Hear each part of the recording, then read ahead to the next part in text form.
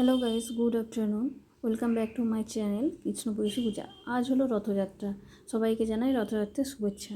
চলো তাহলে যাওয়া যাক রথের মেলার দিকে। দেখো, এই যে রথ টানা শুরু হয়ে গেছে। আমরা একটু দেরি করে ফেলেছি। দেখো, রথটা অনেকটা টানা হয়ে গেছে, আর তাই আমরা পিছনে পিছনে যাচ্ছি। আমি আর দিদুন দুজন মিলেই গিয়েছিলাম। দেখো কত লোক যাচ্ছে একসঙ্গে রথের দড়ি টানতে টানতে, আর আমরাও যাচ্ছি। চলো দেখি, মেলাটা দেখে নেওয়া যাক। যেহেতু বৃষ্টি হয়েছিল আর প্রচুর কাদা ছিল, সেই জন্য মেলার ভেতরে ঢুকিনি।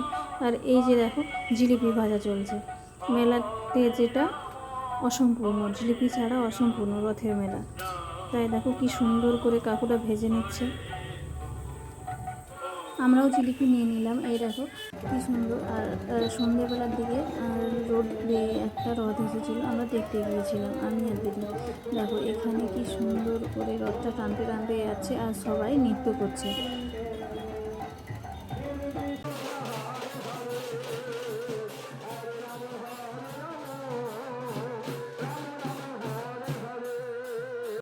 দেখো রথের মধ্যে রয়েছে রাধা মাধব, আর রাধা মাধব রথে চড়ে ঘুরছে। সাথে জগন্নাথ দেব, বলরাম আর সুভদ্রা দেবীও রয়েছে। চলো দেখি দড়িটা টানতে পারি কিনা। এই দেখো কত লোক দড়ি টানছে। রথের দড়ি টানলে নাকি দুর্গা আসে, দুর্গা মা আসে। এই দেখো রাধা মাধবকে কি সুন্দর লাগছে, কি সুন্দর সাজিয়েছে। আর বাড়িতে এসে বানিয়ে নিলাম রথযাত্রা স্পেশাল ব্রেড জিলিপি।